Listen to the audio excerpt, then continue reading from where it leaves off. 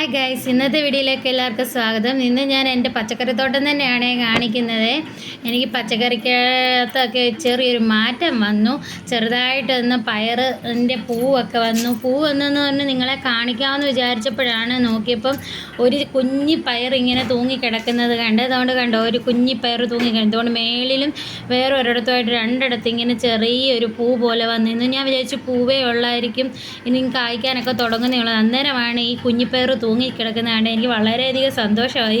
ഞാൻ ആദ്യമായിട്ട് ചെയ്തതില്ലേ, അപ്പോൾ അതിൽ നിന്നൊരു ഇത് കാണുമ്പോൾ നമുക്കൊരു സന്തോഷമാണല്ലോ.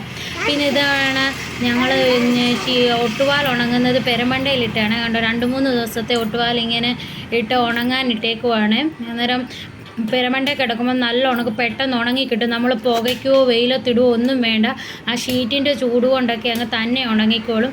പിന്നെ ഇപ്പം റോഡിൽ തിരക്ക് കുറവുണ്ട്. കഴിഞ്ഞ ദിവസം എല്ലാം നട തുറന്നേക്കുന്നതുകൊണ്ട് ഭയങ്കര തിരക്കായിരുന്നു. ഇപ്പോൾ ഇച്ചിരി തിരക്കൊക്കെ കുറഞ്ഞ് നമ്മുടെ അത്യാവശ്യം ഇതുവഴി പോകുന്ന വണ്ടികളും അല്ലാതെ സ്കൂട്ടറും ബൈക്കും ഒക്കെ പോകുന്നു. അല്ലാതെ ഭയങ്കര തിരക്കായിരുന്നു കഴിഞ്ഞ ദിവസമൊക്കെ.